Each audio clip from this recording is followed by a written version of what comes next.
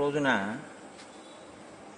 మీరు విన్నారు, 100 యోజనముల సముద్రాన్ని దాటి లంకాపట్టణానికి వెడితే సీతమ్మ తల్లి దర్శనం అవుతుంది అని సంపాతి చెప్పారు.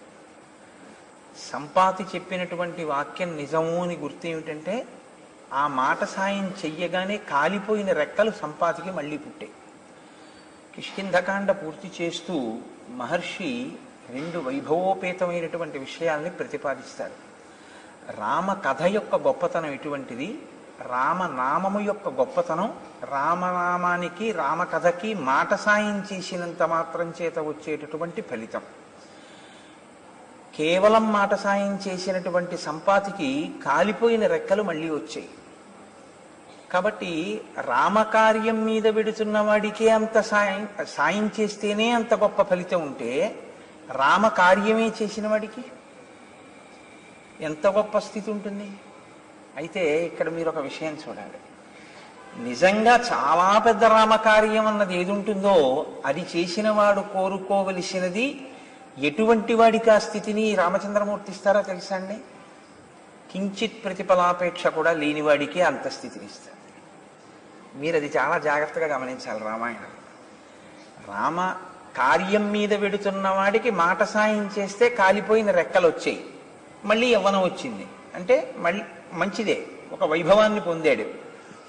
కానీ రామ కార్యాన్నే చాలా ప్రయోజనము అని భావించి ఇంకంతకన్నా వేరొక కార్యం లేదు అని ఆ కార్యం మీద సర్వశక్తులు ఒడ్డి వెళ్ళినటువంటి వాడికి ఏ ఫలితం ఉండాలి? రామచంద్రమూర్తి యొక్క ఆలింగనం లభిస్తుంది, రాముడే లభిస్తాడంతే. ఇంకా దానికి వేరొక ప్రయోజనం ఏమీ ఉండదు, సరికదా? అలా ఎవరైనా నిలబడగలిగితే రామకార్యాన్ని త్రికరణ శుద్ధిగా ఏ ప్రతిఫలాన్ని ఆశించకుండా, ఎందుకు చేశావు ఈ రామకార్యం అంటే రాముని కొరకు తప్ప, దీని వలన నాకు ఏ ప్రయోజనము నేను ఆశించి చెయ్యట్లేదు అని త్రికరణ శుద్ధిగా నిలబడగలిగితే దొరికేటటువంటిది ఏమిటో తెలుసా అండి? నేను నీకు ప్రత్యుపకారం చెయ్యలేను అన్న రామచంద్రమూర్తి యొక్క మాట. అంటే ఎంతటి సమున్న స్థితిని పొందుతారో చూడండి. ఇది ఎవరు పొందారంటే స్వామి హనుమ పొందారు. ఎందుచేత అంటే ఆయన సుందరకాండలో బయలుదేరినప్పుడు రామార్థం వానరార్థంచ చికీర్షం కర్మదుష్కరం సముద్రస్య పరంపారం దుష్ప్రాపం ప్రాప్తుమిచ్చసి అన్నారు విద్యాధరులు. రాముని కొరకు వానరుల కొరకు చేస్తున్నారు తప్ప ఆయన తన కొరకు తాను అని చేసినది కాదు సముద్ర తరణం. అంత కష్టపడి ఆయన వెళ్ళి సీతమ్మ తల్లి దర్శనం చేసి వచ్చి సీతారాములు ఒకటవడానికి కారణంగా ఆయన నిలబడితే ఆయన పొందినటువంటి భాగ్యం ఏమి అంటే, నేను నీకు ప్రత్యుపకారం చెయ్యడం కుదరదు కాబట్టి మదంగే జీర్ణతాం యాతు యత్తయోపకృతం కపీహే అంటారు ఉత్తరాఖండలో. రామచంద్రమూర్తి, నీకు నేను ప్రత్యుపకారం చెయ్యడం అన్నది కుదరదు హనుమా, కాబట్టి నువ్వు చేసిన ఉపకారం ఏదుందో అది నా శరీరమునందు జీర్ణమైపోవుగాక అంటారు. అంటే రాముడు కూడా ప్రత్యుపకారం చెయ్యగలను అని అనలేనంత గొప్ప స్థితిని పొందగలగడం త్రికరణ శుద్ధిగా రామకార్యాన్ని చెయ్యగలిగినటువంటి ప్రజ్ఞ ఏర్పరచుకోవడం. అయితే అది అంత తేలికైన విషయం కాదు. శ్రీరామాయణంలో మహానుభావుడు కారణ జన్ముడు కాబట్టి ఒక్క హనుమకి మాత్రమే అది లభించింది. నేను ఇప్పుడు కారణజన్ముడు అన్న మాట వాడి ఉంటే హనుమ ఏ కారణం చేత అసలు జన్మించారో, ఆయన జన్మ వృత్తాంతం ఏమిటో, అది ఎలా సంభవించిందో ఇవాళ బ్రహ్మగారి తర్వాత బ్రహ్మగారి లాంటి వాడు రామాయణంలో జాంబవంతుడు. ఆత్మావై పుత్రనామాసి అని కదా, కొడుకు తండ్రి రూపంలో ఈ లోకంలో తిరుగుతూ ఉంటాడు అని. కాబట్టి ఇప్పుడు చతుర్ముఖ బ్రహ్మగారు ఈ సృష్టినంతటినీ చేసినటువంటి మహాపురుషుడైతే ఆయన యొక్క అంశతో వచ్చిన జాంబవంతుడు కూడా శ్రీరామాయణంలో అంత స్థితినే పొందాడు. అందుకే రామాయణంలో ఎక్కడెక్కడ ఏ విపత్కర పరిస్థితి ఏర్పడినా జాంబవంతుణ్ణి సంప్రదిస్తూ ఉంటారు. సాధారణంగా ఎప్పుడైనా మహర్షులకు కానీ దేవతలకు కానీ ఇబ్బంది కలిగితే ముందు వాళ్ళు వెళ్ళి ఎవరిని సంప్రదిస్తారు అంటే చతుర్ముఖ బ్రహ్మగారు. శ్రీరామాయణంలో జాంబవంతుణ్ణి సంప్రదిస్తూ ఉంటారు. ఆయన పెద్దరికం అటువంటిది. కాబట్టి ఇప్పుడు ఆయన పెద్దరికం ఏమిటో కిష్కింధకాండ పూర్తయ్యేటప్పుడు మహర్షి ఆవిష్కరిస్తారు. ఆయన వయసు రీత్యాను పెద్దరికం, వయసుతో పాటు ఆయన చేసినటువంటి కార్యాలు కూడా అంత దక్షతతో కూడుకున్నవి. ఇప్పుడు నేను ఉడిగిపోయాను అని చెప్పడం కాదు, శరీరంలో ఉన్నటువంటి శక్తి ఉడిగిపోయినా తన అనుభవంతో చెయ్యగలిగినటువంటి మేలు ఏదో అంత గొప్ప మేలు జాంబవంతుడు చేస్తూ ఉంటాడు రామాయణంలో. అందుకే దక్షిణ దిక్కున ఉన్నటువంటి సముద్రపు ఉత్తర దిక్కున వానరులందరూ కూడా కూర్చుండిపోతే, 100 యోజనముల సముద్రాన్ని దాటేవాడు కనపడకపోతే, దాటేవాడెవడో నేను చెప్తాను, దాటేవాడెవరో నేను చెప్పడం కాదు, చెప్పి ఆయనని నేను ప్రోత్సహిస్తాను, అది జరిగితే తప్ప ఆయన వెళ్ళాడు. ఆ విషయాన్ని కిష్కింధకాండలో మాత్రం చెప్పరు. మీరు ఇది ఎక్కడి నుంచి చూడవలసి ఉంటుంది అంటే, శ్రీరామాయణంలో సుందరకాండ వరకు కానీ యుద్ధకాండ వరకు కానీ మీకు ఎక్కడ ఈ ప్రస్తావన లేదు అసలు హనుమ గురించి. మరి ఎక్కడ తెలుస్తుంది అంటే, ఉత్తరకాండ చదివితే హనుమకి శాప విమోచనం ఎక్కడైంది అన్న విషయాన్ని మీరు చూడవలసి ఉంటుంది. హనుమకి శాప విమోచనం కిష్కింధకాండ చిట్ట చివరిలో అయింది. సుందరకాండ ప్రారంభం, కిష్కింధకాండ చివర. అది కూడా జాంబవంతుడు చేసిన స్తోత్రం వల్ల అయింది. నిన్నను ఆయన ఒక మాట అన్నాడు, తతప్రతీతం ప్లవతాం వరిష్టం ఏకాంతమాశ్రిత్య సుఖోపవిష్టం సంచోదయామాస హరిప్రవీరం హనుమంతమేవా.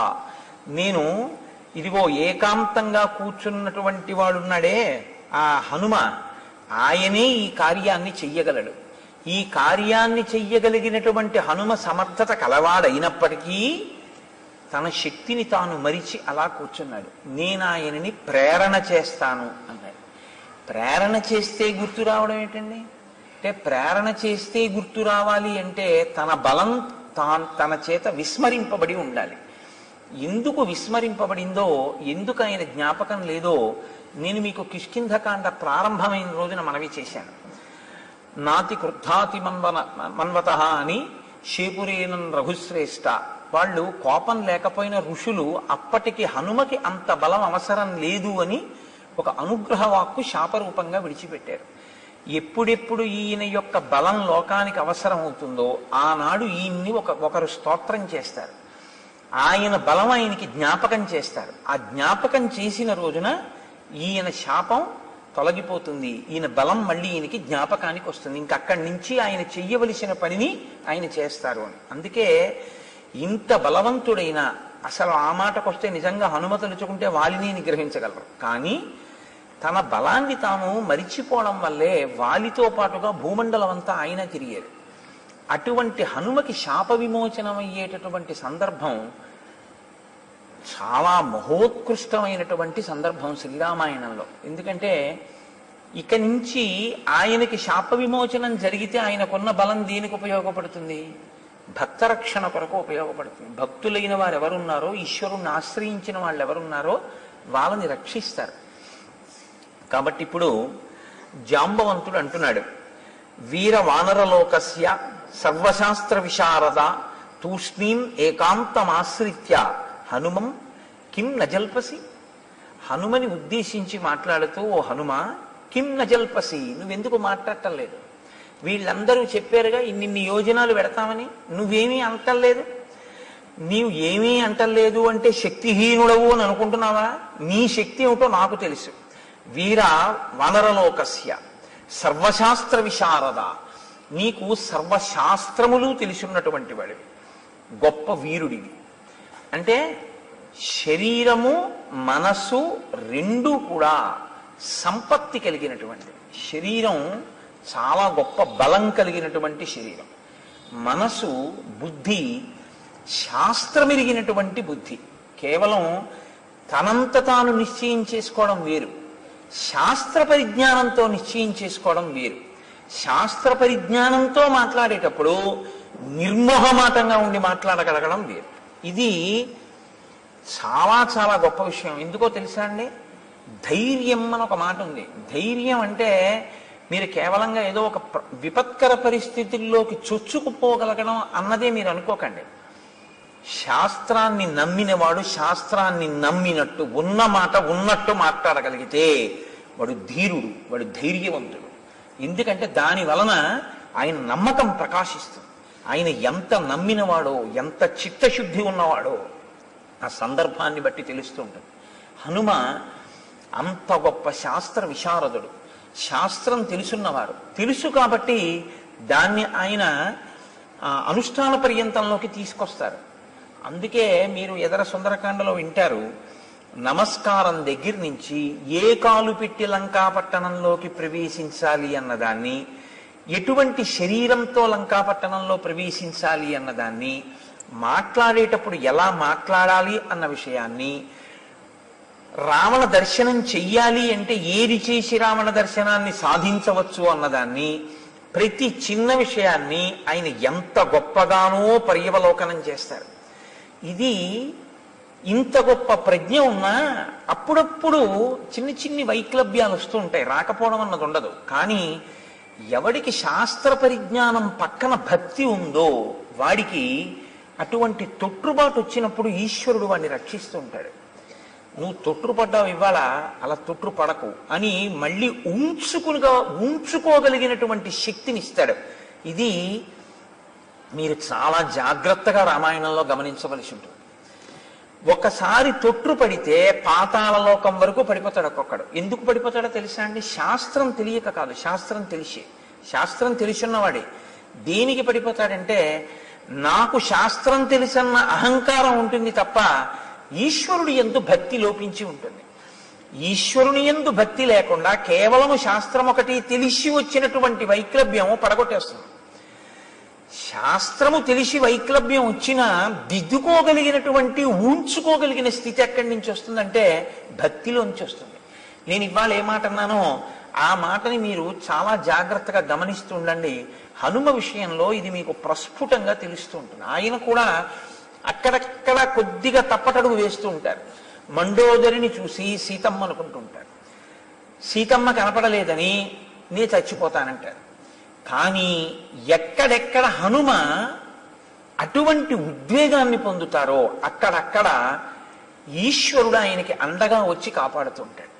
ఎందుకు వచ్చి కాపాడతాడు అంటే ముందు ఆయన బుద్ధిని నిలబెడుతుంటాడు. బుద్ధి నిలబడితే కదండి శరీరం నిలబడ్డం.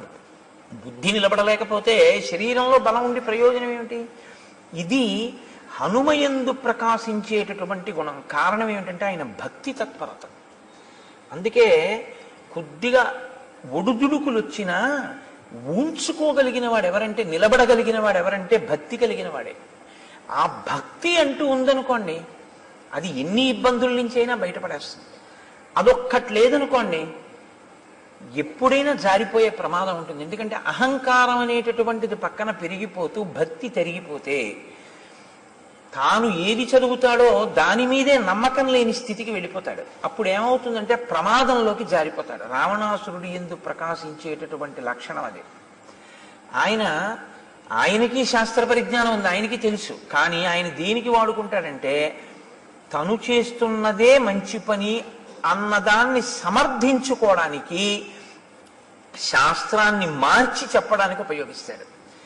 తనకి అనుకూలంగా శాస్త్రాన్ని తిప్పుతాడు తప్ప శాస్త్రం ఎలా ఉందో తాను అలా ప్రవర్తించాడు. ఎందుకని? భక్తి అన్నది లోపించడమే దానికి కారణం.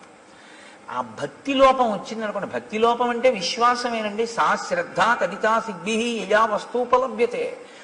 ఆ శ్రద్ధ ఉంటే గురువు యందు ఈశ్వరుడు యందు ఆ శ్రద్ధ ఉందనుకోండి, అది మిమ్మల్ని కాపాడేస్తుంది. కాబట్టి జాంబవంతుడు అంటున్నాడు, నీవు సర్వశాస్త్ర విశారద తూష్ణీం ఏకాంతమాశ్రిత్య హనుమన్ కిం నజల్పసి. నీవు ఏమీ మాట్లాడకుండా ఇన్ని ఎరుగున్నవాడివి ఒక్కడివే ఎందుకు కూర్చున్నావు? హనుమన్ హరిరాజస్య సుగ్రీవస్య సమోహ్యపి హనుమన్ హరిరాజస్య సుగ్రీవస్య సమోహ్యసి రామలక్ష్మణయోశ్చాపి తేజసాచ బలేన చ. ఓ హనుమ, నీవు వానరుల కందటికి ప్రభు అయినటువంటి సుగ్రీవుడు ఏ స్థాయిలో ఉన్నవాడో, ఎంతటి బలవంతుడో, నీవు కూడా అంతటి బలవంతుడవే. ఈ మాట వెనక ఉన్నటువంటి తర్కాన్ని మీరు గమనించాలి. ప్రభువుతో సమానమైనటువంటి బలవంతుడు అనుకోండి, ప్రభువుతో సమానమైన శాస్త్ర పరిజ్ఞానం ఉన్నవాడు అనుకోండి, నేనీన మాట వినేది ఏమిటనేటటువంటి లక్షణం ఒకటి ఉంటుంది. కానీ ప్రభువుతో సమానమైన వాడైనా ప్రభుత్వాన్ని గౌరవించేటటువంటి వాడు ఆయన. ఆ బలాలు ఎప్పుడు చూసుకోడు. ఆయన సింహాసనం మీద ఉన్నాడు, నేను ఆయన మాట వినాలి. ఇది వినయం. ఈ వినయం హనుమయందు చాలా చాలా గొప్పది. అందుకే ఈ వినయానికి పరాకాష్ట ఎక్కడంటే, మీకు హనుమ ఎప్పుడు కనపడ్డా రామచంద్రమూర్తి యొక్క పాదాల దగ్గర కూర్చుని ఎప్పుడు ఆయన పాదాల వంక చూస్తూ ఇలా నమస్కారం చేస్తూ ఉంటారు. మీరు చూడండి, లోకంలో ఇద్దరు ఉంటారు. వాళ్ళు మీరు పూజ చేద్దామని వెళ్ళినా సరే, పిడుగులు పడిపోయినా సరే, వడగళ్ల వాన పడిపోయినా సరే, పెద్ద పెద్ద బాజాలు వాయించినా సరే, వాళ్ళు మాత్రం తల తిప్పరు. అలా తల తిప్పకుండా ఎప్పుడు ఈశ్వరుణ్ణి చూసేటటువంటి వాళ్ళు ఒకడు నందీశ్వరుడు, రెండవ వారు హనుమ. ఎప్పుడూ రామచంద్రమూర్తి పాదాల వంక తదేక ధ్యానంతో చూసి మురిసిపోవడమే తప్ప అసలు ఇలా తల తిప్పి ఫోటో తీయించుకున్నది హనుమ ఎప్పుడూ లేదు. మీరు చూడండి, ఆయన ఎప్పుడు ఇలా ఎప్పుడూ ఉండరు, ఏ ఫోటోలోనూ అలా ఉండరు. ఆయన ఎప్పుడు రామపాదాలనే చూస్తూ నమస్కారం చేస్తూ ఉంటారు. అంటే ఆయన వినయం అటువంటిది. కాళ్ళ దగ్గర కూర్చుంటారు. అదండి కింద పడినట్టు ఉంటుంది, కానీ మహోన్నతికి కారణం అదే అవుతుంది.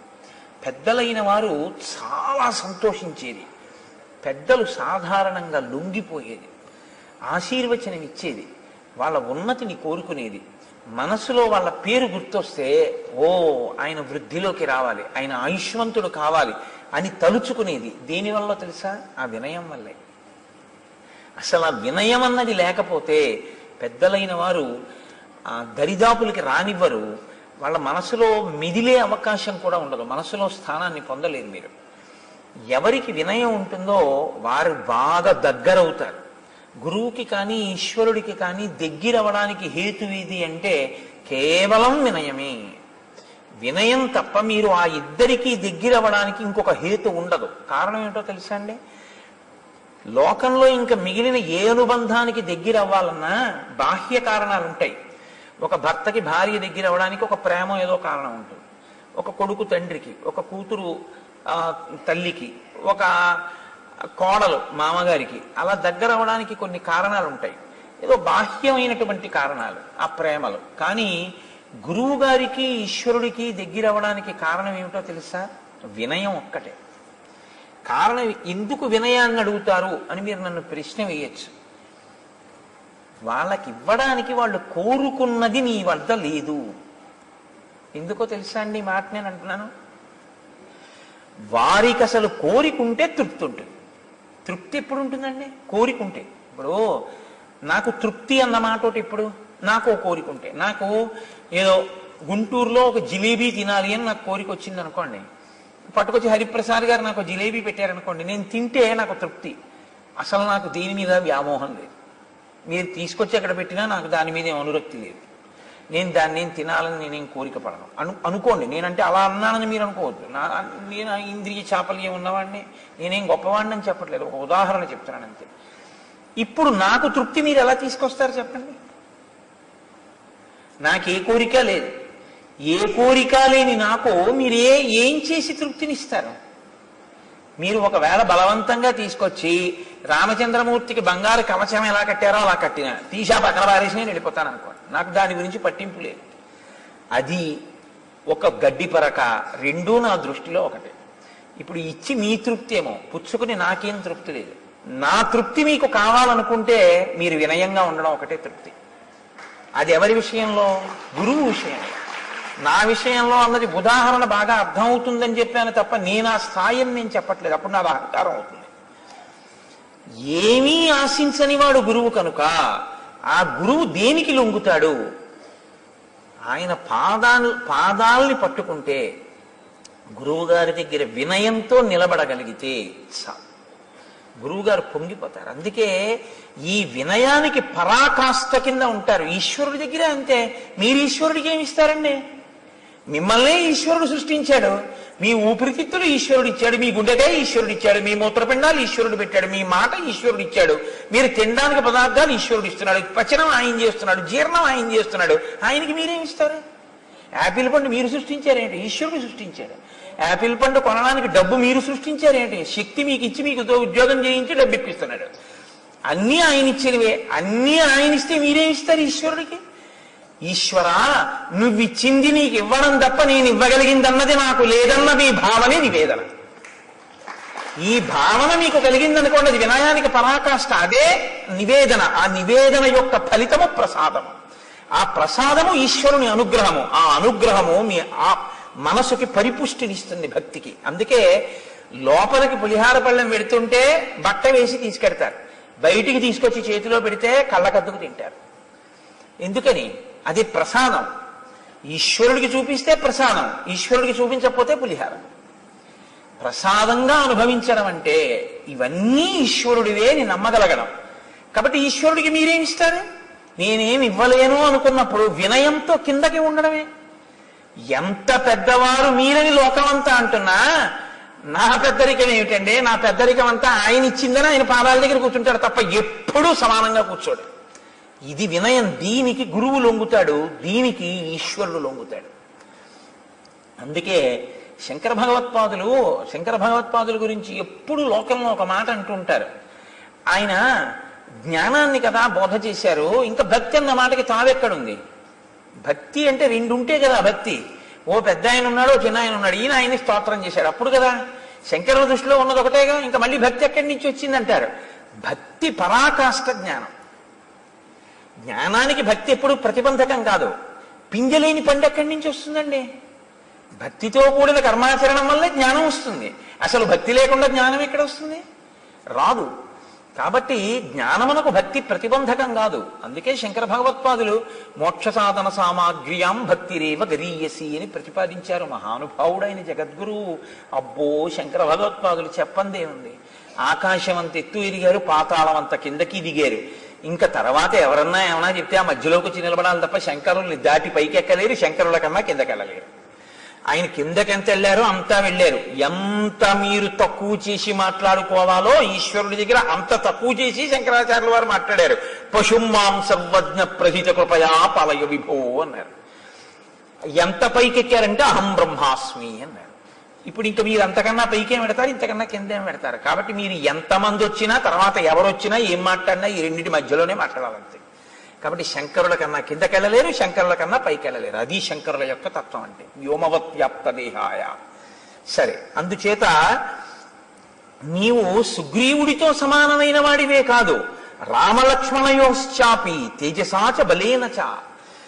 రామలక్ష్మణులిద్దరూ తేజస్సులో ఎంత గొప్పవారో, బలములో ఎంత గొప్పవారో, నీవు కూడా తత్తుల్యమైన వాడవు. అంతే బలము, అంతే తేజస్సు ఉన్నవాడవు. అంటే రామలక్ష్మణులతో సమానమైన స్థాయి కలిగినటువంటి వ్యక్తి హనుమ. కానీ ఎక్కడ కూర్చుంటారు? ఎప్పుడూ పాదాల దగ్గర. ఎదగినా ఒదగడం నేర్చుకోవాలి అంటే హనుమ యొక్క ఉపాసన చేసి తీరాలి. అందుకే మనకి లోకంలో చిన్నపిల్లలతో కూడా మనం ఎవరిని ఆరాధన చేయిస్తామంటే ఇద్దరిని ఆరాధన చేయిస్తాం. ఒకరు వినాయకుడు, ఒకరు హనుమ. సరే, వినాయకుడిని ఎందుకు అలాగా చెయ్యవలసి ఉంటుంది అన్నది రేపు వింటారు. మళ్ళీ చరివిత చరణం ఎందుకు? హనుమ కూడా అంతే. అపారమైనటువంటి వినయ సంపత్తి కలిగినటువంటి వారు, మహానుభావుడైన. ఈ మాటలు ఆయన ఎందు గర్వాన్ని పెంచలేదు, ఈ మాటలు ఆయన ఎందు వినయాన్ని పెంచాయి. అది విచిత్రం. మీరు అయ్యా చాలా వృద్ధిలోకి వచ్చారు, చాలా చక్కటి పని చేశారు అంటే ఇలా అనకూడదు. ఆయన చేత నేను పొందినటువంటి ప్రశంసావాక్యం, అరే నేను వాడిని ఎందుకన్నాను అలాగా, ఎంత పాడయ్యాడు ఇప్పుడు అని ఆయన పశ్చాత్తాపడవలసినటువంటి రోజు రాకుండుగాక అని ఎప్పుడూ అడగాలి. అందుకే ఒక గురువు దగ్గరికి వెడితే శిష్యుడు ఎప్పుడూ చెప్పవలసిన మాట ఏమిటో తెలుసా అండి? గురువుగారు, నా నడవడి చేత మీ కీర్తికి ఎన్నడూ కళంకము కలకకుండుగాక. ఫలానా ఆయన గురువుగారు అని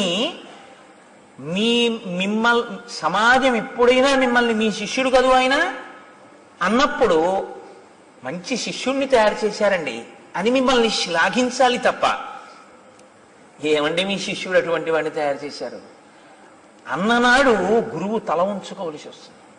కాబట్టి నా నడవడి ఎన్నడూ అలా ఉండకుండుగాక అని మనం గురువు గారి దగ్గర ప్రతిజ్ఞ చేసుకుంటూ ఉండాలి. ఎప్పుడు గురువు గారి దగ్గర చెయ్యవలసిన ప్రతిజ్ఞ అదే తప్ప గురువుకి నువ్వు చేయగలిగినది ఏదీ ఉండదు. ఎందుకో తెలుసా అండి, ఆయన నిత్యతృప్తుడు, ఆయన ఎప్పుడూ తృప్తితోనే ఉంటారు. అటువంటి తృప్తి కలిగి ఆంతర తృప్తి, అది ఆశ్చర్యకరమైన విషయం.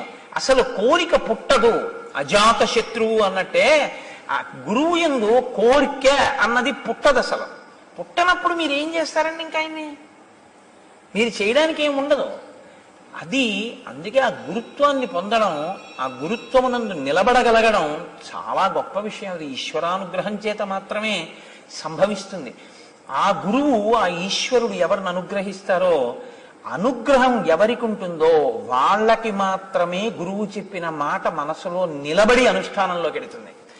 గురువు గారి అనుగ్రహాన్ని మీరు పొందలేకపోయారనుకోండి, మీరు ఎన్ని వినండి గురువు గారి దగ్గర చెప్పినవి, అవి మీ యందు బుద్ధి రూపంలో మాత్రం ప్రకాశించలేవు, తేడా వచ్చేస్తుంది. ఈ రహస్యం ఎక్కడ చెప్పారో తెలుసా అండి? ఇవాళ సమయం చాలదని నేను విడిచిపెట్టాను, కానీ ప్రహ్లాదోపాఖ్యానంలో ఉంది రహస్యం. ఎందుకని అంటే, లీలావతి గర్భంతో ఉన్నప్పుడు నారదుడు లీలావతిని తీసుకెళ్ళిపోయాడు. దేవేంద్రుడు తీసుకెళ్ళిపోతుంటే నారదుడు వచ్చి దేనికి తీసుకెళ్తున్నావు అని అడిగాడు.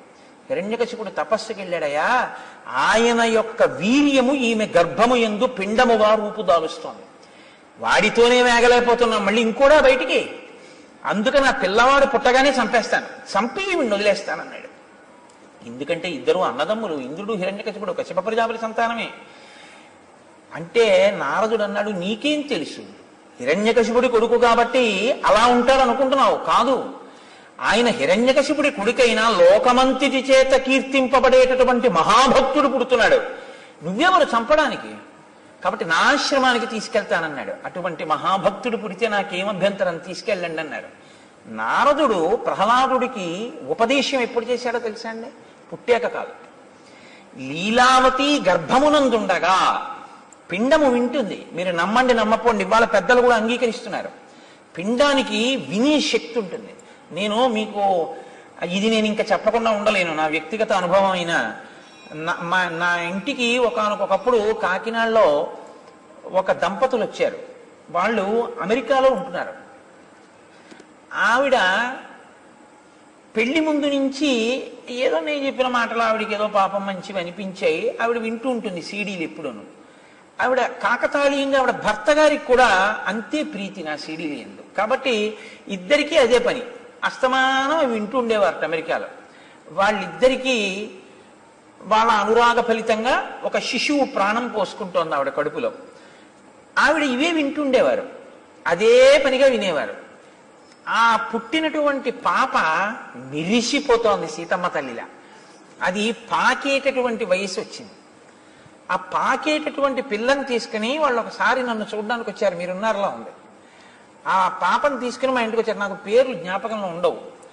తీసుకొస్తే ఆ పాప నిద్రపోతోంది మా ఇంటికి వచ్చేప్పటికి. వాళ్ళు తీసుకెళ్ళి లోపల మంచం మీద పడుకోబెట్టండి అమ్మా, ఎంతసేపు ఒళ్ళో పెట్టుకుంటారన్నాను. లోపల పడుకోబెట్టారు.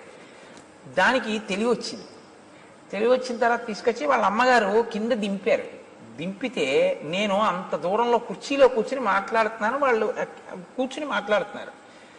ఆ పిల్ల గబ్బ గబ్బ గబ్బ గబ్బ గబ్బ గబ్బ పాక్కుంటూ వచ్చి నా రెండు కాళ్ళు పట్టుకుని ఇలా తలెత్తి చూస్తాను. నేను దాన్ని ఎత్తుకుని తొడ మీద కూర్చోబెట్టుకున్నాను. తొడ మీద కూర్చోబెట్టుకుని, ఏమమ్మా ఏం అలా చూస్తున్నావు అన్నాను. అది ఇంట్లోంచి వెళ్ళిపోయే వరకు నేను మాట్లాడుతుంటే అది నా నోటి వంక ముఖం వంక అలా చూస్తూనే ఉంది. అంటే అది తల్లిగారి గర్భంలో ఉండగా నా మాటలు అదే పనిగా విని అది నిద్రపోతున్నది నా మాటలకు ఉలిక్కిపడి లేచింది. నేను ఇన్ని నెలలుగా వింటున్న మాటలు ఈ శరీరంలోంచే వస్తున్నాయన్నమాట. అందుకని అది నా నోటిని నా ముఖాన్ని ఆశ్చర్యంగా అలా చూస్తూ కూర్చుంది ఒళ్ళో. కాబట్టి వింటాయి గర్భస్థ పిండాలు. నారదుడు చెప్పినటువంటి మాటలు లీలావతి తల ఊపుతూ వింది, లోపల ప్రహ్లాదుడు విన్నాడు. ప్రహ్లాదుడు బయటికి వచ్చాడు, లీలావతి అంతఃపురానికి వెళ్ళింది. అంతఃపురంతో ప్రహ్లాదుడు వెళ్ళాడు. లీలావతి మరిచిపోయింది, ప్రహ్లాదుడికి గుర్తుండిపోయింది. ఇది రాక్షసుల పిల్లలతో చెప్తూ ప్రహ్లాదుడు ఒక రహస్యం చెప్పాడు. ఆయన అన్నాడు, వెల్లిగొన నాటి నుండి అనుగ్రహం చేత, గురువు గారి యొక్క అనుగ్రహం చేత. గురువు యొక్క అనుగ్రహం, ఈశ్వరానుగ్రహం ఎక్కడుంటాయో అక్కడ గురువు గారి నోటి వెంట వచ్చినటువంటి మాటల్ని మరిచిపోవడం ఉండదు. మనసు తిప్పి తిప్పి తిప్పి తిప్పి అనుష్ఠానంలోకి తీసుకొస్తుంది. అది లేదనుకోండి మరుపు కిందకి వెళ్ళిపోతుంది. కాబట్టి ఒక్కొక్కరి యందు విన్న విషయాలు, తెలుసుకున్న విషయాలు ఇంకా వినయం వైపుకి తీసుకెడతాయి. కారణం ఏమిటంటే అది కారణజన్ములంటే. తప్ప మీరు ఫలానా వారితో సమానం అండి అన్నారు అనుకోండి, అంతే. ఇంకా వారే ఉందండి వాళ్ళతో సమానం నేనంటే ఇంకేమిటి అహంకారం? అలా అంటారు కానండి, ఆయన నేను సమానమా? అసలు నన్ను మాట్లాడిస్తున్నది ఆయన మహానుభావుడు అనగలిగితే నీకు వినయం ఉన్నట్లు. కాబట్టి చూడండి, హనుమన్ హరిరాజస్య సుగ్రీవస్య సమోహ్యసి రామలక్ష్మణయోశ్చాపి తేజసాచ బలేన చ. తేజస్సు యందు బలము యందు నువ్వు రామలక్ష్మణులతో సమానమైనటువంటి వాడివి. అరిష్టనేమిన పుత్రో వైనతేయో మహాబల గరుత్మానితి విఖ్యాత ఉత్తమ సర్వపక్షిణాం బహుశో హి మయా దృష్ట సాగరే స మహాబల భుజగానుద్ధరన్ పక్షి మహావేగో మహాయశాహ. వైనతేయుడై కశ్యప ప్రజాపతికి వినతయందు జన్మించినటువంటి సంతానంలో ఒకడైనటువంటి గరుత్మంతుడు అపారమైన వేగంతో సముద్రంలో ఉండేటటువంటి పావుల్ని తన్నుకుపోతుండగా నేను ఎన్నో పర్యాయాలు చూశాను. ఆ సముద్రంలో ఉండేటటువంటి పావుల్ని తన్నుకుపోయేటటువంటి గరుత్మంతుని యొక్క వేగము ఎంతగా ఉంటుందో నీ వేగము కూడా తత్తుల్యముగా ఉంటుంది. అంత వేగమున్నవాడివి. బలం బుద్ధిశ్చ తేజశ్చ సత్వంచ హరిపుంగవ విశిష్టం సర్వభూతేషు కిమాత్మానం న బుధ్యసే.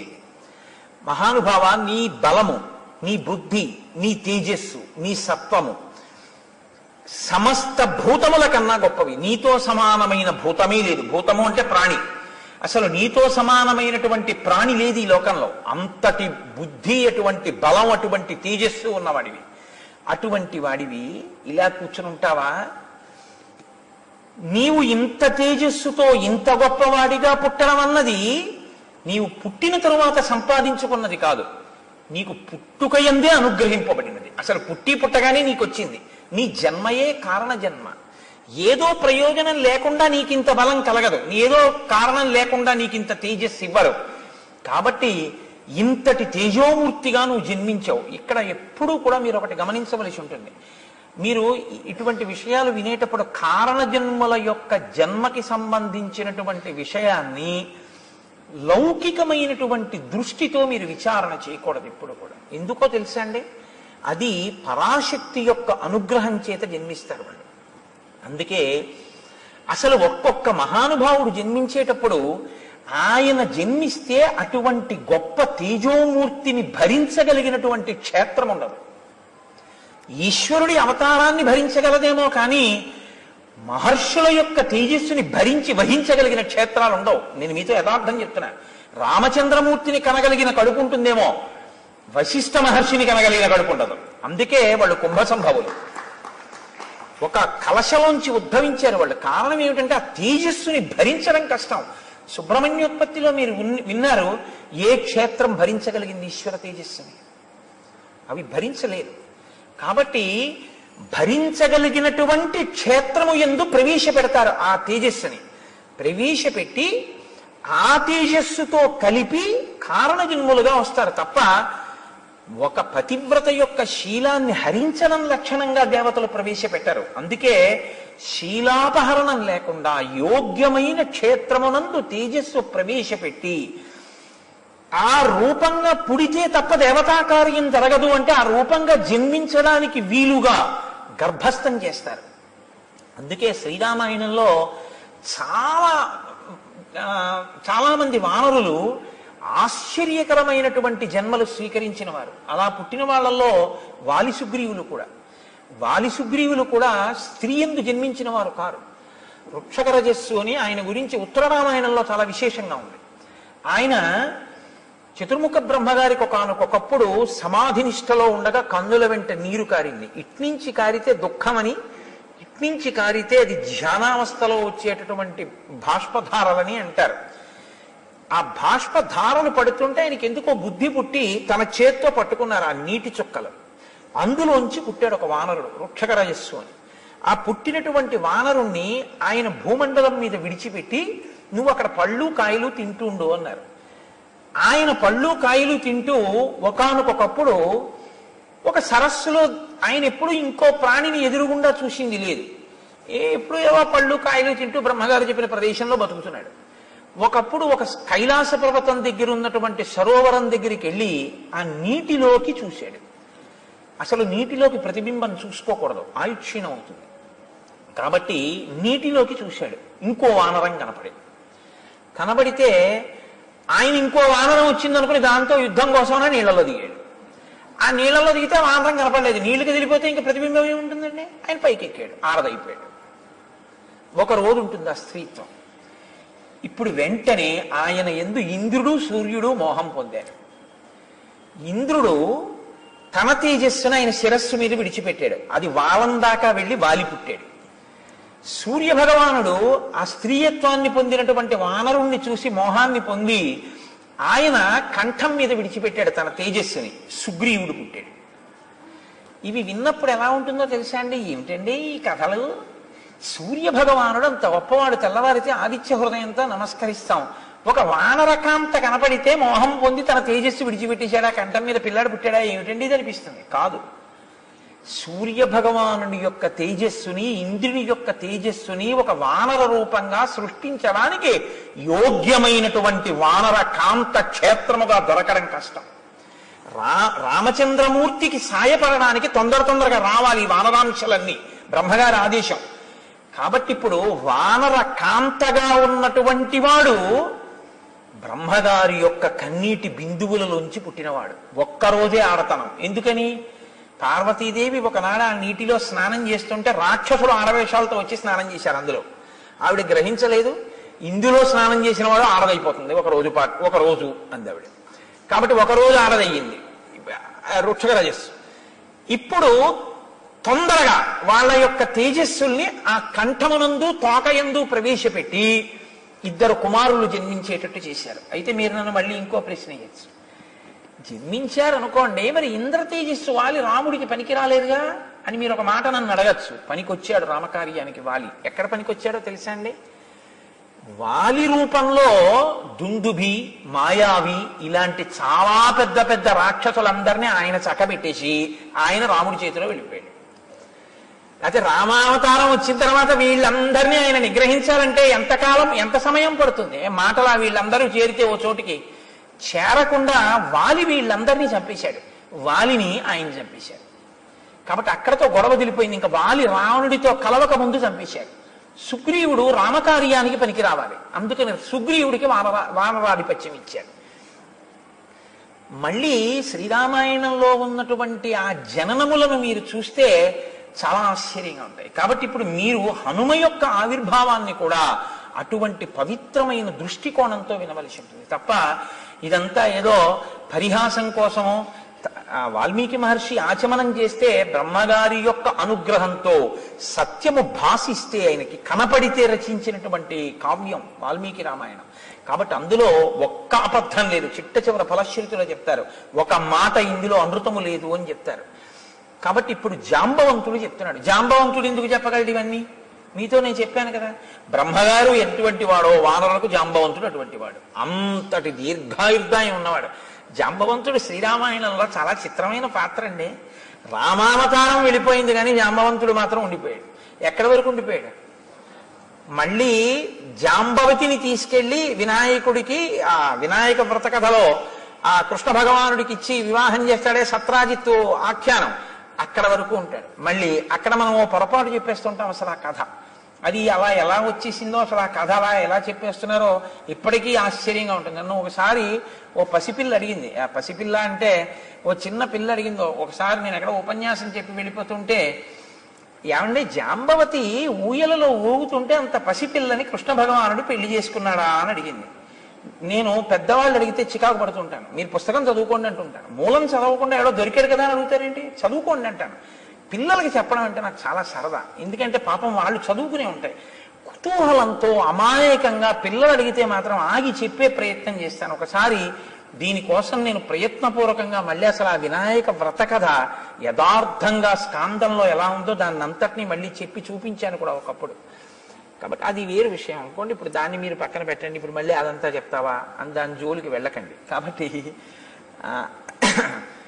ఒక్కొక్కరి యొక్క జననము చాలా ఆశ్చర్యంగా ఉంటుంది. అది ఈశ్వరుని యొక్క అనుగ్రహం. దాన్ని ఆ పవిత్రమైన కోణంలో వినవలసి ఉంటుంది. కాబట్టి ఇప్పుడు జాంబవంతుడు అంటున్నాడు, అప్సరాప్సరసాం శ్రేష్ఠ విఖ్యాత పుంజిక స్థల అంజనీతి పరిఖ్యాత పత్ని కేసరినో హరి విఖ్యాత త్రిశిలోకేషు రూపేణా ప్రతిమా భువి అభిశాపాదభూత్ తాత వానరీ కామరూపిణి దుహిత వానరేంద్రస్య కుంజరస్య మహాత్మనః. పుంజక స్థల అనబడేటటువంటి ఒక చాలా అందగత్తె అయినటువంటి అప్సరస ఒక ఆమె ఉండేది. ఆమె కామరూపిణి. ఆమెకి ఒకానొకప్పుడు ఒక శాపం కలిగింది. అందుచేత ఆమె వానరకాంతగా జన్మించింది. వానరకాంతగా కుంజరుడు అనబడేటటువంటి ఒక మహాయోధుడికి జన్మించింది. ఆవిడ్ని కేసరి అనబడేటటువంటి మరొక యోధుడికి ఇచ్చి వివాహం చేశారు. కోతికి కేసరి అన్న పేరు ఎలా వచ్చింది? మళ్ళీ మీరు దాన్ని జాగ్రత్తగా తెలుసుకుంటే, కేసరి అంటే సింహం. ఒకానొకప్పుడు శంఖము శబళ అని పేరు కలిగినటువంటి 2 ఏనుగులు ఉండేవి. అవి భరద్వాజ మహర్షి యొక్క ఆశ్రమ ప్రాంతంలో ఋషుల్ని చాలా ఇబ్బంది పెట్టి రాత్రికి రాత్రి వచ్చి ఆశ్రమాల మీద పడి ఆశ్రమాలని ధ్వంసం చేస్తుండేవి. ఆ 2 ఏనుగుల్ని నిగ్రహించగలిగినటువంటి బలవంతుడెవరు అని ఆలోచిస్తున్న కాలంలో ఈయన అంజనాదేవి భర్త అయినటువంటి వానరుడు ఆ 2 ఏనుగులతో యుద్ధం చేసి వాటిని మట్టు పెట్టాడు. 2 ఏనుగుల్ని ఏకకాలంలో చంపినవాడు కాబట్టి భరద్వాజ మహర్షి సింహం లాంటి వాడివి అని కేసరి అని బిరుదునామం ఇచ్చారు. ఆ బిరుదునామమే ఆయనకి లోకంలో ఉండిపోయింది. ఉండిపోయిన ఆ కేసరికి అంజనాదేవినిచ్చి వివాహం చేశారు. ఎవరి అంజనాదేవి? పుంజక స్థల అన్న అప్సరసయే. ఆమె శాపవశాత్తు కుంజరుడికి వానరకాంతగా జన్మిస్తే ఆ వానరకాంతనే తీసుకొచ్చి ఈ కేసరికి ఇచ్చి వివాహం చేశారు. ఆమె పేరు అంజన. ఇప్పుడు ఈమె ఒక అప్సరస, కానీ వానరకాంతగా ఉంది. చాలా గొప్ప అందగత్తె, కామరూపిణి. ఆమె ఎప్పుడు ఏ రూపం కావాలంటే ఆ రూపాన్ని పొందుతుంది. ఆమె ఒకనాటి సాయంకాలం ఒక పర్వత శిఖరం మీద నిలబడి ఉండగా వాయువు మనసా వచ్చి ఆమెని కౌగిలించుకున్నాడు. ఎవడి ధూర్తుడు నా పాతివ్రత్యాన్ని భంగపరిచే ప్రయత్నం చేసినవాడు అని ఆవిడ అడిగింది. అడిగితే ఆయన వెంటనే ఒక మాట చెప్పారు. ఆయన అన్నారు, ఎందుచేతనంటే చాలా గొప్ప కారణజన్ముడు రావాలి. ఆయన వస్తే తప్ప రామాయణాన్ని ఒడ్డుకు చేర్చడం ఒక సాధ్యం కాదు. కాబట్టి ఇప్పుడు శివతేజస్సు వాయువు శివుని యొక్క అష్టమూర్తుల్లో ఒకటి. అంత తేలికగా ఆ అవతారం రావడం సంభవం కాదు. చాలా జాగ్రత్తగా క్షేత్రమునందు చేరవలసి ఉంటుంది, అది సుబ్రహ్మణ్యోత్పత్తిలాగా. కాబట్టి వాయు అన్నారు, నత్వాం హింసామి శుశ్రోణి మా భూత్తే సుభగే భయం మనసాస్మి గతో యత్వాం పరిష్వజ్య యశస్వినీం అని పిలిచారు. యశస్వినీం, ఓ కీర్తి కలదానా, మహాపతివ్రతవు అన్న కీర్తి నీకుంది. అమ్మా, నీ కీర్తిని చెరపడానికి వచ్చిన వాణ్ణి కాదు. దేవతా కార్యము నిర్వహింపబడడానికి ఒక అత్యంత తేజోవంతుడైనటువంటి పిల్లవాడొకడు వానరుడిగా జన్మించాలి. నువ్వు వానర కాంతగా ఉన్నావు కాబట్టి నా తేజస్సుని మనసా చేరుస్తాను.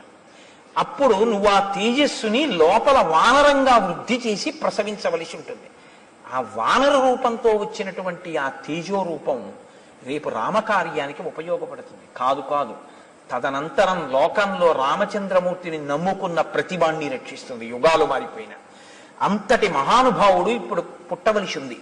వీర్యవాన్ బుద్ధి సంపన్న తవ పుత్రో భవిష్యతి మహాసత్వో మహాతేజ మహాబల పరాక్రమ లంఘనే ప్లవనీ చైవ భవిష్యతి మయా సమః. భవిష్యత్తులో నాతో సమానమైనటువంటి వేగం ఉన్నవాడు, నాతో సమానమైనటువంటి లంఘన శక్తి కలిగిన వాడు, అంటే దూకగలిగినటువంటి వాడు, అంతటి బుద్ధి పరాక్రమాలు ఉన్నటువంటి వాడు ఒక మహానుభావుడు పుట్టవలసిన అవసరం ఉంది. అందుకనమ్మా నీ యందు తేజస్సుని నిక్షేపిస్తున్నాను. ఇప్పుడు తల్లి అంతటి మహాపురుషుడికి తల్లి కావడానికి అంగీకరించింది. ఎందుకని? ఆమెకి వానర రూపం శాశ్వతం కాదు, ఆవిడ విడిచిపెట్టేస్తుంది. శాపవశాత్తు వచ్చినటువంటిది కాబట్టి కొంతకాలం తర్వాత వదిలేసి పుంజక స్థలగా వెళ్ళిపోతుంది, మళ్ళీ అప్సరసగా. వెళ్ళిపోయినా ఆవిడ కీర్తి లోకంలో శాశ్వతంగా దేనివల్ల ప్రకాశిస్తుందంటే ఆంజనేయుని తల్లిగా, ఆంజనేయ స్వామి వారి తల్లిగా అంజనాదేవి యొక్క స్వరూపం సర్వభూతముల చేత నమస్కరింపబడుతుంది. ఒక అప్సరస ఇంత నమస్కార యోగ్యతని పొందడం అసాధారణమైనటువంటి విషయం. అందుకే అంజనాదేవి తల్లిగా అంత కీర్తిని పొందుతాం. అందుకే యశస్విని అన్నారు. అమ్మా, అటువంటి బిడ్డని కడుపున పుట్టబోతున్నాడు. ఆవిడ చాలా సంతోషించింది. సంతోషించి ఒక వానరాన్ని ఒక గుహలో ప్రసవించింది. నేను మీకు మనవి చేశాను ఉత్తర కాండలోంచి. పుట్టగానే హనుమ, నువ్వు సూర్యమండలానికి ఎగిరావు పండు అనుకుని సూర్యబింబాన్ని. ఆ సూర్యబింబాన్ని చెనకుతున్న సమయంలో ఇంద్రుడు నిన్ను వజ్రం పెట్టి కొట్టాడు. ఆ వజ్రపు దెబ్బకి నువ్వు పర్వత శిఖరముల మీద పడితే నీ ఎడమ దవడ సొట్టపడింది. తన వజ్రాయుధపు దెబ్బ చేత సొట్టలు పడినటువంటి హనువులు అంటే ఆ దవడలు కలిగిన వాడివి కాబట్టి నిన్ను తన గౌరవార్థం హనుమా అని పిలుస్తారు అని ఆనాడు ఇంద్రుడు అన్నాడు. ఇంద్రుడి చేత నామకరణం ఉంచబడిన వాడివి, సొట్టబడిన హనువు కలిగిన వాడివి కాబట్టి నీకు హనుమా అని పేరు వచ్చింది. ఆనాడు దేవతలందరూ నీకు వరాలు ఇచ్చారు. నీకివ్వబడినటువంటి వరాలలో చాలా చాలా గొప్ప వరం ఏమిటో తెలుసా? అశస్త్ర వజ్రతాం తాత సమరే సత్య విక్రమ వజ్రస్య చ నిపాతేన విరుజం త్వాం సమీక్ష్య చ సహస్ర నేత్ర ప్రీతాత్మ దదౌతే వరముత్తమం. నువ్వు యుద్ధంలో ఏ అస్త్రము చేత ఏ శస్త్రము చేత నిహతుడివి కవు. నీకు దేవేంద్రుడిచ్చిన వరం నిన్ను వజ్రాయుధం కూడా ఏమీ చెయ్యలేదు. దానితో పాటు స్వచ్ఛందతశ్చ మరణంతే భూయాదితి వై ప్రభో. నీవు కోరుకుంటే వదిలిపెడతావు తప్ప శరీరాన్ని, నువ్వు శరీరం విడిచిపెడదాము అని కోరుకోకపోతే నిన్ను పడగట్టగలిగిన వాడు సమస్త భూతములలో, దేవతలలో, 3 లోకములలో ఎవడు లేడు. గాలిని కుంభిని అగ్ని అంబువల ఆకాశ స్థలిం దిక్కులన్నంటేనే అంత అల్లరి చేశాడు హిరణ్యకశిపుడు. అసలు బ్రహ్మగారు వరం ఇచ్చారు, నీకు స్వచ్ఛంద మరణం, నువ్వు కోరుకుంటే శరీరం పడుతుంది లేకపోతే పడదన్నారు. ఇంత బలం ఉన్నాయన ఇలా దండం పెడుతూ కూర్చున్నాడు. ఏమీ ఆయన కోరుకున్నది లేదు. వాల్మీకి రామాయణం కాదు కానీ ఒక చోట హనుమ యొక్క భక్తికి ఒక మాట చెప్తారు. వాల్మీకి రామాయణం కాదు, మీరు చాలా జాగ్రత్తగా గుర్తుపెట్టుకోవాలి. కానీ అందం కోసం ఓ మాట చెప్తుంటారు. రామచంద్రమూర్తి పట్టాభిషేకం అయిపోయిన తర్వాత అందరూ అన్ని విధులు వేసుకున్నారు. నేను ఇచ్చేస్తాను. హనుమ అలా కూర్చున్నాడు. నువ్వేం చేస్తావు హనుమ అని అడిగారు రామచంద్రమూర్తి. అందరూ అన్ని పనులు తీసేసుకున్నారుగా, ఇంక నీకేం పనుంది, ఏం చేస్తావు అన్నారు. ఏదైనా పని అడిగేటప్పుడు తన బలపరాక్రమములకు సమానమైన పని అడుగుతారు తప్ప ఏదో ఒకట్లెదురు ఈశ్వర సేవ చేయడానికి ఏది కావాలండి అని నడువుకి తువ్వాలు కట్టుకుని అక్కడ దేవాలయంలో బూజులు కనపడ్డాయి అనుకోండి, అయ్యా బూజుల కర్ర ఉంది ఏంటండి, రేపు నేను ఒక్కసారి వచ్చి ఇది దులిపేస్తాను, ఒక్కసారి ఈ బూజులు పట్టుంది, హరిప్రసాద్ గారు దులిపించండి అండం కాదు. అయ్యా నేను రేపు వచ్చి ఓ 10 మంది ఒక్కసారి పట్టాభిషేకం వచ్చేస్తోంది కదా 15 రోజుల్లో, అది కోయిల్ ఆళ్వార్ తిరుమంజన్ ఉత్సవ్ అంటే అది కాయిక కైంకర్యం ఎంత గొప్పదో తెలుసా అండి. పెరియ పురాణంలో అప్పర్ చేశారని చెప్తుండేవారు. దానికోసం వచ్చింది కోయిల్ ఆళ్వార్ తిరుమంజన్ అన్నది. ఇప్పుడు అదేదో టికెట్ చేసేశారనుకోండి వేరే విషయం, అసలు స్వయంగా చెయ్యాలి మనిషి. ఎందుకంటే మీకు ఆలయంలో చేసేటటువంటివి కొన్ని ఉంటాయి, మీరు చేసుకునేవి కొన్ని ఉంటాయి. మీరు కొన్ని చేయడం కుదరదు, మీరు అలా దర్శనాలు చేయలేరు. బంగారు కవచం కట్టకుండగా రాముణ్ణి చూడాలనుకున్నారనుకోండి, మీ ఇంట్లో మీరు కట్టడం కుదరదు. ఎందుకంటే మీరు అంగుష్టమాత్ర విగ్రహాన్నే పూజ చేయాలి. అంగుష్టమాత్ర విగ్రహానికి కవచం ఎలా కడతారు? ఇప్పుడు బంగారు కవచం కట్టిన రాముణ్ణి చూడాలి అంటే ఒక్క దేవాలయంలో ఉన్న స్వామి బంగారు కవచం కట్టుకుంటేనే మీరు చూడాలి. చందన చర్చితుణ్ణి చూడాలి అంటే ఇక్కడ చూడాలి. మీ ఇంట్లో అంగుష్టమాత్రమూర్తికి చందనం రాస్తే ఆ సోయగం రాదు. అలాగే మీ జీవితంలో ఈశ్వరుడు మీకు ఇచ్చిన బలాన్ని ఈశ్వరుడికి ఉపయోగించాలి అంటే గొప్ప గొప్ప ఉత్సవాలు వస్తాయి. ఏదో శారదా నవరాత్రులు, శ్రీరామ పట్టాభిషేకం ఇలాంటివి వచ్చినప్పుడు ఎవరో చేయడం కాదు, భక్తులు చేసుకోవాలి. వచ్చి దేవాలయంలో తన ఇంటిని ఎలా చూసుకుంటాడో దేవాలయాన్ని అలా చూసుకోవాలి. అయ్యా వచ్చే ఆదివారం నాడు మేమందరం వచ్చి దేవాలయం అంతా తుడిచేస్తున్నాం, దులిపేస్తున్నాం. అంటే నేను గొప్పకి చెప్పాను అనుకోకండి. మాకు కాకినాడ అయ్యప్ప స్వామి దేవాలయ ప్రాంగణం చాలా పెద్ద ప్రాంగణం, హరిప్రసాద్ గారికి తెలుసు. మేము పెద్ద పెద్ద ఉత్సవాలు చేసే ముందు మేమెవ్వరం కూడా ఏంటి కార్మికుల్ని పెట్టి ఈ పనులు చేయించాం. మేము రేపు కోయిల్ ఆళ్వార్ తిరువంజన్ ఉత్సవ్ అని అట్టపెట్టి అక్కడ పెడతాం. 10 రూపాయల కన్నా ఎవరు వెయ్యొద్దని చెప్తాం. అందరూ తలో 10 రూపాయలు అందులో వేస్తారు. ఈ డబ్బంతా పెట్టి ముందు రోజు సాయంకాలం మా గోపాలకృష్ణ గారు చీపుళ్ళు, చాట్లు, ఆ సామాను తోమేటటువంటి పిండి, ఆ తర్వాత బూజుల కర్రలు ఇవన్నీ తెప్పిస్తారు. నా భార్య ఇంకా కొంతమంది ఆడవాళ్లు కలిసి దేవాలయంలో వంట చేస్తారు. ఒక్క పప్పు, ఒక్క కూర, ఒక్క పచ్చడి. అందరం ఏం చేస్తా అంటే తెల్లవారేటప్పటికీ మాసిపోయిన బట్టలు కట్టుకుని తలపాగాలు చుట్టేసుకుని వచ్చి కూర్చుంటారు మగవాళ్ళు, ఆడవాళ్ళు. కొంచెం పెద్దవాళ్ళు అయితే అమ్మ మీరు దీపపు సమ్మెలన్నీ తోమేయండి, అర్చన పాత్రలన్నీ తోమేయండి, పీతాంబరం పెట్టి మెరిసిపోయేటట్టు సిద్ధం చేసేయండి. పెద్ద ఆడవాళ్ళకి వేసేస్తాం. అమ్మ కొంచెం ఓపిక ఉన్న వాళ్ళు మీరు దేవాలయం అంతా కడిగేసేయండి బ్లీచింగ్ వేసి. ఓపికన్న మగవాళ్ళు ఆలయ శిఖరాలు ఎక్కి ఆలయ శిఖరాలన్నీ శుభ్రంగా మీరు దులిపేసేయండి. వానరాలు ఎలా ఎక్కేస్తాయో అలా 8 అయ్యేటప్పటికీ ఎక్కేస్తారు దేవాలయ ప్రాంగణం అంతా. మొత్తం 100 నుంచి 150 మంది సత్సంగ కార్యకర్తలు, ఒక్కొక్కసారి 200 కూడా దాటిపోతుంటారు. మధ్యాహ్నం అయ్యేటప్పటికీ ఆలయ ప్రాంగణం అంతా ఎలా ఉంటుందంటే ఒక బూజు కనపడదు. మొత్తం ఆలయం అంతా శుభ్రం చేసి అన్ని తోమేస్తారు.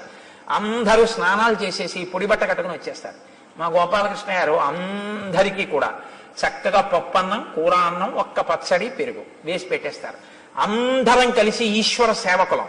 గురువు గారు లేరు, శిష్యుడు లేడు, గొప్పతనాల్లో తక్కువలు లేవు. అందరం కూర్చుని సహపంక్తి భోజనం. ఇవాళ ఈశ్వర సేవ చేసుకున్నాం మనం. అందరం కలిసి భోజనం చేసి అందరం కలిసి ఇంటికి వెళ్ళిపోయి విశ్రాంతి తీసుకుంటాం. ప్రతి 4 నెలలకో 5 నెలలకో మా దేవాలయాన్ని మేమే శుభ్రం చేసుకుంటాం. దేవాలయాన్ని ఎవ్వరిని శుభ్రం చేయడానికి మేము ఇవ్వం, మేమే చేస్తాం. కాయిక కైంకర్యం కింద ఆలయాన్ని శుభ్రం చేసుకుంటాం. నేను కూడా అన్నానని గొప్పగా అనుకోకండి. నేను కూడా తలపాగా కట్టుకుని అమ్మవారి దేవాలయాన్ని శుభ్రం చేస్తుంటాను. ఇప్పుడు నాకు అదొక చాలా ప్రీతి, పరాశక్తి దేవాలయం అంటే. అందుకని అమ్మవారి దేవాలయం కడగడం, తొడవడం అవన్నీ చేస్తుంటాను. చిన్న చిన్న పిల్లల దగ్గర నుంచి వచ్చి చేస్తారు. అది చేసుకోవాలి. ఈశ్వర సేవయందు ఆ సంతోషం ఉండాలి. అంతేగాని నేనింత మొనగాన్ని నీ చేయడమా అనకూడదు. ఈశ్వర సేవ చేయడం అంటే పొంగిపోవాలన్నమాట. దానికి కోయిలాళ్వార్ తిరువంజన్ అని పేరు. కాయిక కైంకర్యం చెయ్యాలి. అయా పట్టాభిషేకం వస్తోంది, రామచంద్రమూర్తి పట్టాభిషేకం 2 వారాల్లో, ఒక ఆదివారం హరిప్రసాద్ గారు బూజుల కర్రలు తెప్పించండి, మీ డబ్బులతో వద్దు, అట్టపెట్టి పెట్టండి. రూపాయి, 2 రూపాయలు, 5 రూపాయలు మేము వేస్తాం.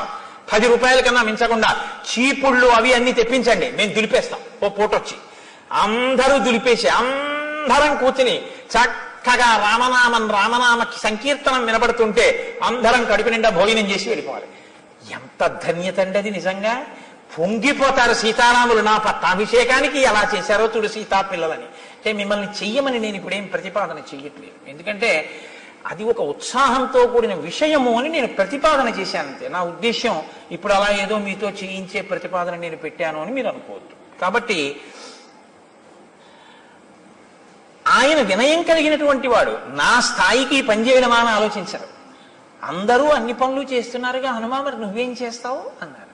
అంటే స్వామి ప్రభువు ఆవలించినప్పుడు తనకి తాను చిటికేసుకోకూడదు, చిటిక వేయకుండా ఆవలించకూడదు. కాబట్టి మీరు ఆవలిస్తే చిటికేస్తానన్నారు. ఆవలింత ఎప్పుడు వస్తుంది? నిద్రపోయే ముందు వస్తుంది. కాబట్టి నువ్వు నిద్రపోయే వరకు నీ కాళ్ళ దగ్గర ఉంటారు. మిగిలిన వాళ్ళు ఏం చేస్తారు? బయట పని చేసుకుని వెళ్ళిపోతారు. నీవు ఎప్పుడు ఆవలిస్తావో. కాబట్టి అన్నం తింటున్నా, పడుకున్నా నేను ఆ పక్కనే కూర్చుంటాను.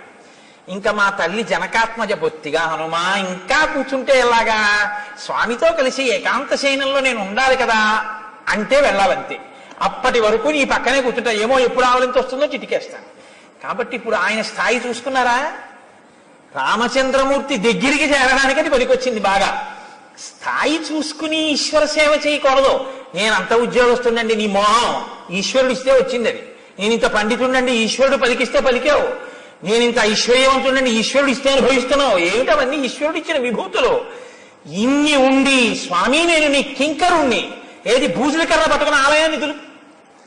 అప్పుడు నీ జీవితానికి ధన్యత అంటూ ఉంటే నీ మనవలు, నీ పిల్లలు ఇంటికి వెళ్ళి, ఇవాళ నేను ఎక్కడికి వెళ్ళానో తెలుసురా, ఆలయం దులపడానికి వెళ్ళాను రా, కోయిలాళ్వార్ తిరువంజనం పట్టాభిషేకం కదూ, గుడిలో కాసేపు ఓ గోడంతా దులిపేసి వచ్చేసాను. గోడలు మేము భాగం వేసేస్తాం, ఈ గోడ నీది, ఈ కిటికీలు నీవి అని. ముక్కులకి గుడ్డలు కట్టేసుకుని మా వాళ్ళు చిన్న చిన్న బ్రష్లు కూడా పెట్టుకుని దులిపేసి, పీతాంబరాలు పట్టుకుని పైకి ఎక్కేసి, కలసలు తోమేసి, వాటర్ జెట్స్ పెట్టి కొట్టేసి, ఈ కుర్రాళ్ళందరూ పైకి ఎక్కేసి కడిగేసి, పెంకుల మీద కూడా పక్షి రెట్ట కూడా ఉండనివ్వరు. శుభ్రంగా చేసేసి శారదా నవరాత్రులు ప్రారంభం చేస్తాం. అలా సంవత్సరంలో ఒక 2-3 పర్యాయాలు చేస్తుంటాం. ఇప్పుడు ఇక్కడి నుంచి వెళ్ళగానే బహుశా ప్రారంభం చేయవలసి ఉంటుంది. ఒకసారి దేవాలయం ఎన్నాళ్ళయిందో వెళ్ళి ఓసారి అందరం కోయిలాల్వార్ తిరుమంజన ఉత్సవం చేసుకోవాలి. అదో సంతోషం. ఆ చేయడంలో ఎంత ఆనందంగా ఉంటుందో తెలుసా అండి. ఆ చేసి అందరం కూర్చుని భోజనం చేయడంలో ఎంత సంతోషమో, తల్లి తండ్రి బిడ్డలు తిన్నట్టు ఉంటుంది. అందుకే నా భార్య ఇంకో 2 కలిసి వండేస్తారు అందరికి. అందరం కలిసి అమ్మగారు వండారు ఇవాళ అన్నం, ఎంత సంతోషమో. మా వాళ్ళకి పెద్ద పెద్ద అధికారులు ఎవరు అనుకోరు. అమ్మగారు అన్నం వండారు, అమ్మగారు పప్పు వండారు, అంతే. ఆ ఆవకాయ, ఆ కూర, ఆ పప్పు అన్నం తినేసి పొంగిపోయి ఒళ్ళు హోనం అయిపోయేటట్టు సేవ చేసేసి ఇంటికి వెళ్ళిపోతాడు. ఎంత సంతోషం అండి జీవితంలో నిజంగా అలా ఈశ్వరుడికి సేవ చేయడం. కాబట్టి ఇప్పుడు అది అవాల్మీకంశం అండి. వాల్మీకంలోది కాదు. ఆవులిస్తే చిటికేస్తానన్నది. మీరు మళ్ళీ కోటేశ్వరరావు వాల్మీకి రామాయణంలో చెప్తూ ఇది చెప్పారు, ఇది ఎక్కడుందండి ఈ శ్లోకం అన్న అడక్కండి. అవాల్మీకం కానీ అందానికి నేను చెప్పాను అంతే. కాబట్టి హనుమ, నీవు కేసరి యొక్క ఔరసపుత్రుడివి, వాయుదేవుని యొక్క అంశతో జన్మించినటువంటి వాడివి, స్వచ్ఛంద మరణాన్ని వరంగా పొందిన వాడివి, ఇంత శక్తి కలిగిన వాడివి. సప్తం కేసరిణ పుత్ర క్షేత్రజో భీమ విక్రమ మారుత సౌరస పుత్ర తేజసా చాపితత్సమ. వాయుదేవుని యొక్క ఔరసపుత్రుడివి, కేసరి అంజనాదేవుల యొక్క కుమారుడివి, పుట్టుకతోనే ఇంత బలపరాక్రమములను పొందినవాడివి, కారణజన్ముడివి. మహానుభావ, నువ్వు ఈ కార్యం చెయ్యద్దా? ఏమి నువ్వు బలవంతుడవే కదా, నువ్వెందుకు చెయ్యవు అంటావేమో. త్రివిక్రమే మయా తాత శశైలవనకానన త్రిసప్తకృత్త పృథివీ పరిక్రాంత ప్రదక్షిణం. ఒకానొకప్పుడు త్రివిక్రమావతారంతో వామనమూర్తి 3 అడుగులతో ఈ బ్రహ్మాండాన్నంతటినీ కొలిచేస్తే నేను ఆయనకి 21 మార్లు ప్రదక్షిణం చేశాను. నాకు ఓపిక ఉన్నప్పుడు నేను చెయ్యగలిగింది నేను చేసి పెట్టాను. నువ్వు చేస్తే కదా నీకు ఇంకోటికి చెప్పే అధికారం. నువ్వు చెప్పడమే తప్ప నువ్వు చేయకపోతే ఇంకోసారి చెప్పే అధికారం నీకుండదు. నువ్వు ఒకరికి చెప్పింది ఒకరు చేస్తూ ఉంటే నువ్వు కూడా చేసి వెళ్ళాలి. అప్పుడే నీకు మళ్ళీ చెప్పే అధికారం నీకు నిలబడుతుంది. తప్ప నేను ఎప్పుడు చెప్పడమే తప్పండి నేను చేయడం ఏమిటంటే అనకూడదు. నువ్వు చెప్పే అధికారం నిలబెట్టుకోవాలంటే నువ్వు చెయ్యాలి. నువ్వు 10 మందిని గంధం తీయమని చెప్తే నువ్వు ఉత్తరీయం తీసేసి నువ్వు చొక్కా బనీ నిప్పేసి కాస్త గంధం తీసి వెళ్ళాలి. అంతేగాని చెప్పడానికి పనికి వచ్చింది నువ్వు చేయడానికి పనికి రాకపోతే ఇంకా వాళ్ళు ఎందుకు చేస్తారు? అదే నమ్మకం లేని ప్రవచనం అంటే అది రావణ బుద్ధి. రామబుద్ధి అయితే తను చెప్పింది తాను ఆచరించాడు. కాబట్టి తథాచౌషధయో స్వాభి సంచితా దేవశాసనాత్ నిష్పన్నం అమృతం యాభి తదా సీన్నో మహత్ఫలం. ఒకానొకప్పుడు దేవదానవులు అమృతోత్పాదన చేయడం కోసమని క్షీరసాగర మథనం చేస్తుంటే నేను ఓషధులను తెచ్చి ఆ క్షీరసాగరంలో వేశాను. ఆనాడు నేను చెయ్యగలిగింది చేశాను. ఇప్పుడు నేను ఎగరలేను 100 యోజనాలు. స ఇదానీం అహం వృద్ధ పరిహీన పరాక్రమ సాంప్రతం కాలమస్మాకం భవాన్ సర్వగుణాన్విత. నాకు ఇప్పుడు ఆ ఓపిక లేదు, వృద్ధుడనైపోయాను. కాబట్టి 100 యోజనములు ఎగరలేను. ఉత్తిష్టారిషార్దూల లంఘయస్వ అహార్ణవం పరాహి సర్వభూతానాం హనుమన్యా గతిస్తవ. నాయనా హనుమ, ఇంత బలపరాక్రమములున్నవాడివి, ఇంత తేజస్సున్నవాడివి, ఇంత శాస్త్ర విశారదుడివి, వానర జాతి పరుగు ప్రతిష్టలు రామకార్యం నీ చేతిలో ఉన్నాయి. నీవలా కూర్చుంటే ఎలాగయ్యా? ఒక్కసారి నీ బలాన్ని జ్ఞాపకం తెచ్చుకో, ఒక్కసారి ఆ తేజస్సుని పుంజుకో, ఒక్కసారి పెరిగి 100 యోజనములు గడచి బయలుదేరు. నీ యొక్క గమన శక్తి ఎటువంటిదో, నీ వేగం ఎటువంటిదో అటువంటి శక్తి ఈ భూతములలో ఏ ప్రాణికి లేదు. ఈ మాట చెప్పగానే విన్నారట హనుమ. కూర్చున్నవారు ఒక్కసారి లేచారు. సంస్తూయమానో హనుమాన్ వ్యవర్ధత మహాబల సమావిద్య చలాంగూలం హర్షాక్షబలమే యువాన్. ఒక్కసారి అపారమైన సంతోషాన్ని పొందారు.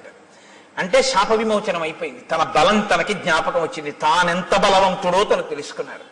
ఒక్కసారి ఆ తోకని చేత్తో పట్టుకుని పైకి తీసి ఒక్క దులిపారట ఆ సంతోషంతో. తస్య సంస్తూయమానస్య వృద్ధైర్వానరపుంగవై తేజసా పూర్యమాణస్య రూపమాసీదనుత్తమం.